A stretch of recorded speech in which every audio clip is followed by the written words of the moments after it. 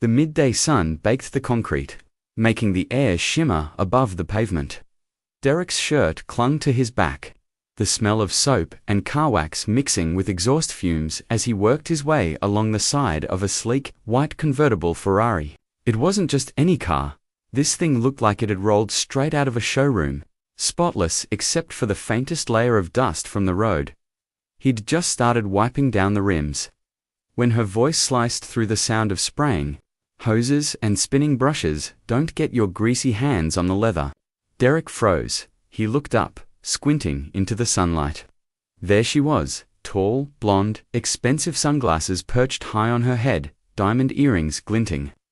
She stood beside the car with one manicured hand on her hip, the other holding an iced coffee she hadn't even bothered to sip. Her tone wasn't casual. It was cold, sharp, like she was speaking to something she'd found crawling across her marble kitchen floor. He swallowed hard, forcing his voice to stay level. "Yes, ma'am, just cleaning the rims, first." But she wasn't done. "People always start with the easy part," she scoffed, turning to the woman beside her, equally well-dressed, equally smug. "I swear, they should train these guys better. This is a Ferrari, not some budget rental." Her friend laughed. "Don't scratch it, or you'll never hear the end of it." Derek's hands slowed, the rag in his grip suddenly heavy. He'd heard it before, "you people." It was always the same, the way customers would glance at his skin before speaking to him, the way their tone shifted from polite to commanding.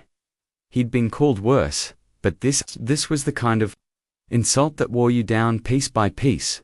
Around him, the other workers pretended not to hear, their eyes flicking away. Nobody wanted trouble.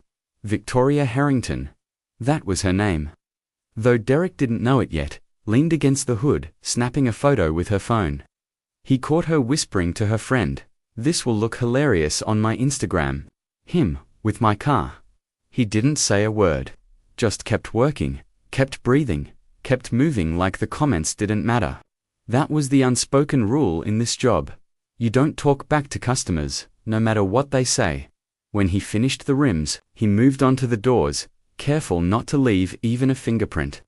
But as he stepped back to grab another towel, a crumpled $5 bill landed at his feet. She hadn't handed it to him. She'd thrown it, like tossing scraps to a dog. "There's your tip," she said with a smirk. A muscle jumped in Derek's jaw. He bent down, picked up the bill, and tucked it into his pocket without a word. That was when the sound hit high-pitched at first, then growing louder, harsher, tires screeching. Metal grinding. Derek turned toward the street just in time to see it, a massive tow truck careening downhill toward the car wash entrance. Its brakes were gone. The driver's face was pale, his arms yanking the wheel to no effect. The truck was headed straight for the white Ferrari. For a split second, time froze. Derek saw Victoria sliding into the driver's seat, still smiling at her friend, completely unaware of the death speeding toward her. And then everything moved at once. The roar of the truck, the shouts from bystanders, Derek's heart slamming against his ribs.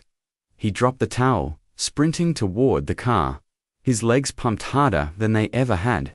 He could feel the heat rising from the pavement, the rush of air as the truck closed in. "Get out," he shouted. But she didn't hear him, or maybe she thought he was yelling about something else.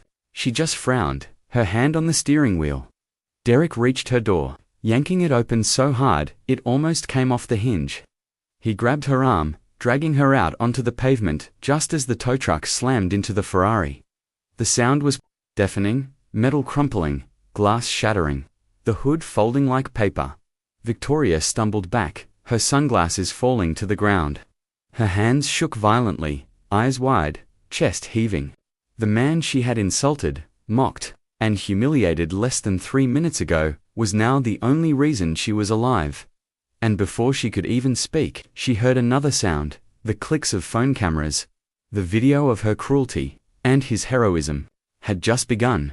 What happened next would not only shatter her pride, it would change the way an entire city saw her. 3 hours before the crash, Derek Williams stood in the back corner of Crystal Shine Car Wash, wringing out a sponge into a bucket of soapy water. The rhythmic splashing was almost calming, Almost. At 28, Derek was used to hard work. His mornings started before sunrise, and his uniform, dark blue polo with crystal shine, stitched above the chest pocket, was always soaked through by noon. He'd been working here for 8 months. It wasn't his dream job, but it was steady. And after the year he'd had, steady was something he couldn't afford to take for granted. See. Derek had grown up just a few blocks away, in a neighborhood where a good job was something you didn't quit, not unless you had something better lined up. His father had been a mechanic, his mother a nurse. Both taught him that dignity came from how you treated people, no matter who they were or how much money they had. But life had a way of testing those lessons. Derek was no stranger to racism.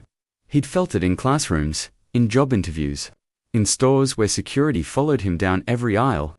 He'd learnt to swallow the comments, to keep his head down, to move on. But working at the car wash brought it to a whole new level, because here, the customers didn't just look down on you. Some of them made sure you felt it. Crystal Shine was in the wealthy part of town, the kind of place where houses had marble kitchens, not laminate counters, where cars were more expensive than most people's homes. And for some customers, Derek wasn't a worker. He was a problem in their line of sight. It was a Friday afternoon when she arrived. Victoria Harrington, socialite, luxury boutique owner, the kind of woman who was always running late for something important and always made sure everyone knew it. Derek noticed her car before he noticed her. A white Ferrari 488 Spider, spotless, except for a faint line of dust on the rims. The type of car you didn't see in this part of town unless it belonged to someone who wanted to be seen. She pulled in fast, stopping just short of the bay entrance. Sunglasses on, hair perfect. A phone pressed to her ear as she gestured for someone to come take the keys. Full detail, she said, without looking at Derek.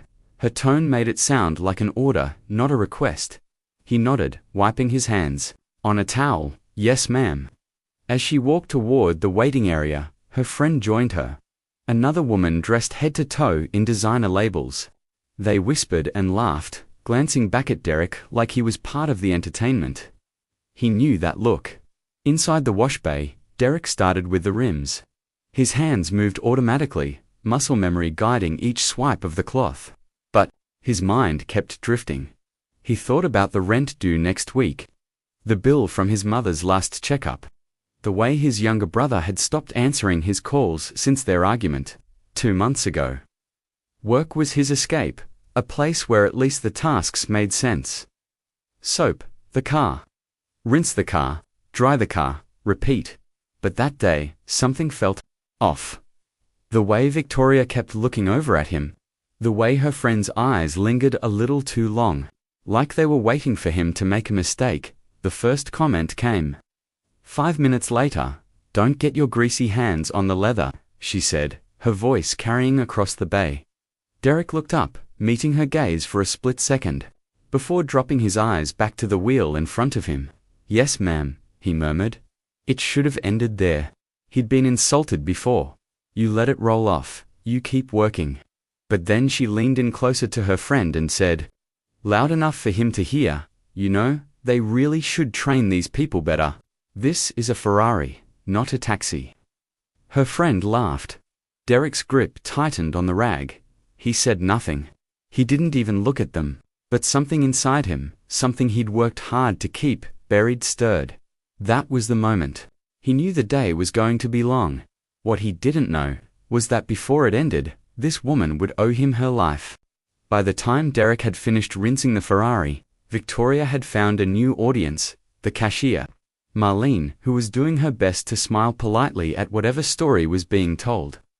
Derek could hear snippets of it between the spray of the hose. And then, I said, "Do I look like the kind of person who gets her hands dirty?" Victoria's voice carried over the noise, each word dripping with the kind of superiority that didn't need an audience, but always demanded one. Her friend laughed again. "God, you're terrible," she said. Though her tone was full of approval, Derek kept his eyes on the job, methodically drying the body panels. The Ferrari's pearl white paint caught the afternoon sun, throwing back blinding reflections. The car was immaculate now, but Derek could already hear the complaint coming. Women like Victoria didn't come here to be satisfied, they came to feel in control. Sure enough, as he began wiping down the mirrors, she stepped forward. Inspecting the door seemed like she was a forensic detective. There's still water. Spots here, she said sharply. And you missed a bit of dust under the handle. Derek turned, his rag in hand. Yes, ma'am. I'll get that right now. You really should, she said, her eyes flicking down at him, as if even acknowledging his presence was a favor. Then, to her friend, see what I mean? They just don't have the same attention to detail. Marlene gave Derek a sympathetic look from behind the counter, but didn't intervene. They both knew the rule: the customer is always right, even when they're dead wrong. Derek wiped the spots again, slower this time, careful not to scratch the delicate paint. His jaw ached from holding it clenched. The moment he straightened up, Victoria found something else. And don't lean on the car like that, she added. Your uniform's not exactly clean. Her tone made it sound less like a uniform, and more like a dirty rag. Derek stepped back, nodding again, but something inside him cracked a little further. It wasn't just the words, it was the way she looked at him when she said them. Like he wasn't a man doing a job, like he was an inconvenience. By the time the detailing was finished, the air around them was thick with tension. Derek opened the driver's door to set the seat back to its original position. As he did, he caught sight of Victoria leaning on the counter, her voice dropping to a conspiratorial whisper. I don't care if it takes all day, she said to Marlene. I want it perfect. I didn't come here to watch people like him fumble around my car. Marlene's face tightened, but she said nothing. People like him. Derek had heard those words his entire life, in one form or another. Sometimes they were dressed up in polite language. Sometimes they were spat like venom. Either way, they always meant the same thing. He didn't respond. He couldn't, not if he wanted to keep his job. So he finished, closed the door, and walked toward the cashier's counter to hand over the keys. Victoria took them without looking at him. Finally, she said, then she tossed her hair back and added, try not to scratch it next time. Derek stepped aside as she slid into the driver's seat, her friend settling in beside her. The engine roared to life, the Ferrari's exhaust note sharp in the quiet lot. She pulled out fast, tires chirping against the asphalt. Derek turned back toward the bay, ready to grab the next ticket. But he didn't make it that far. The sound came first, a deep, low rumble, like thunder trapped underground. Then the metallic clank of something heavy hitting pavement. He looked toward the street and froze. A flatbed tow truck, loaded with a battered SUV, was swerving hard toward the lot entrance. The driver was fighting the wheel, but the angle was all wrong. He was coming in too hot. The bed tilting dangerously, and Victoria's Ferrari was right in its path. For a moment, time slowed. Derek could see her through the windshield, laughing at something her friend said, completely unaware. The tow truck's brakes screamed. The loaded SUV shifted on its chains, sliding forward.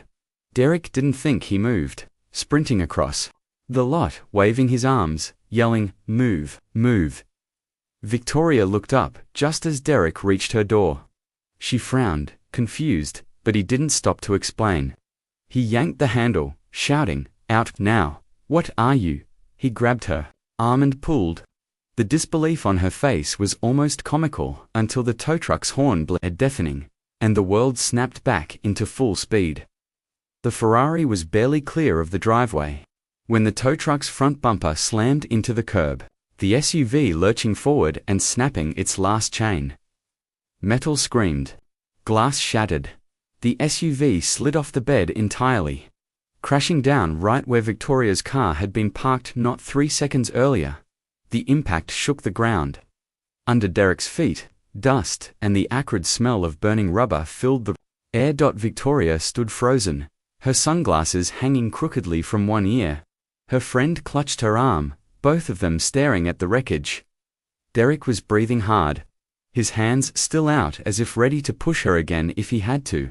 For the first time all afternoon, Victoria looked directly at him, not through him, not past him, but at him, and in her eyes, something shifted.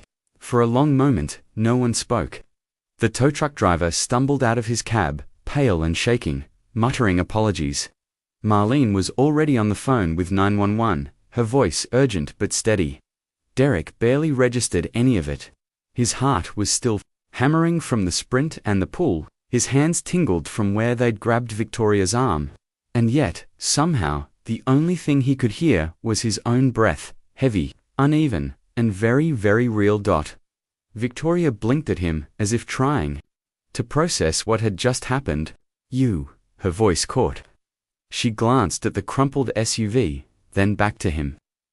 You pulled me out of the way, Derek finished, his tone clipped. She swallowed, her perfectly glossed lips parting as if to say something else, but nothing came. Her friend still had a white-knuckle grip on her arm. The air between them was thick, charged with something far heavier than exhaust fumes. Derek could feel the weight of all the moments that had come before the clipped orders. The muttered insult, the way she had looked at him like he was less than human, and now, here they were, standing 3 feet apart, with the unmistakable truth that he had just saved her life hanging between them. He almost turned away. Almost. But then she said it. I didn't think you'd She stopped herself. Didn't think I'd what? Derek's voice was low, but there was steel in it. Her eyes darted to the ground. I didn't think you'd care. Derek took a slow step forward. Because of what? Because I work here. Because my uniform isn't clean enough for your Ferrari. Or because of something else. Her jaw tightened, but she didn't answer. I've been called a lot of things in my life, Derek continued, his voice steady now, each word deliberate. Lazy, uneducated, trouble. And I've learned how to keep my head down and do my job. But I'll tell you something, ma'am, none of those things are true. And neither is whatever picture you had of me the second you saw my skin. Victoria's cheeks flushed, not from the heat, but from something deeper. Shame. You don't have to like me, Derek said, but don't you ever think that my life matters less than yours, or that I wouldn't care enough to save yours. The words hung in the air like a challenge, daring her to deny them. Her friend shifted uncomfortably, glancing between them, clearly wanting to be anywhere else.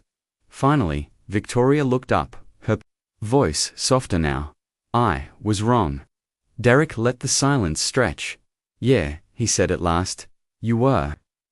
The tow truck driver called out an apology again, but neither of them responded. The wrecked SUV sat at a crooked angle, glass glittering on the pavement like ice. Victoria took a tentative step toward him. Thank you, she said, the words awkward on her tongue, like they hadn't been used much. I mean it. Derek studied her for a moment. He didn't smile. You're welcome. For a beat, there was nothing else, just the quiet hum of 100 unspoken things neither of them knew how to address. But when Victoria finally got back into her car, she didn't slam the door. She didn't toss her hair or throw one last barb. Instead, she sat for a moment with her hands on the wheel, staring straight ahead, as if the weight of what had just happened had finally landed. Derek turned and walked back toward the detailing bay. He still had work to do, after all. But in the reflection of the glass storefront, he saw the Ferrari pull slowly out of the lot. No tires chirping this time. No rush, just quiet. And maybe, just maybe, a little less arrogance in the way it moved. The rest of Derek's shift moved slower than usual, but the air felt different. He could still hear the screech of tires in his head, still feel the pull in his arms when he yanked Victoria back by closing time. The sun had dipped low, casting a warm orange glow over the lot. Derek was wiping down a final windshield when he noticed a sleek envelope tucked under a wiper. It was for him. Inside was a handwritten note. Greater than I don't expect forgiveness, but I wanted to say that today changed something in me. You didn't owe me anything, but you gave me everything in that moment, even though I didn't deserve it. I was wrong about you. I was wrong about a lot of things. Victoria beneath the note was a crisp $100 bill. Derek didn't care about the money. What caught him was the part she hadn't been able to say out loud. the part where she admitted her prejudice. Even if, in careful words, he folded the note and slipped it into his wallet, not as a trophy, but as a reminder. Not everyone changes overnight. But sometimes, one moment, one act of undeniable humanity, is enough to crack the walls people build around their hearts. As he locked up and walked toward the bus stop, Derek thought about his younger self, the one who used to believe that nothing he did could change how people saw him. Today proved otherwise. Prejudice didn't vanish in a day, and there would always be others who looked at him and saw only a stereotype. But now he knew something just as true. Sometimes, the most powerful protest isn't shouting someone down, sometimes it's showing them they were wrong by proving them human. And as the streetlights flickered on, Derek realized that maybe, just maybe, the next time Victoria saw someone like him, she wouldn't see someone like him at all. She'd just see a person.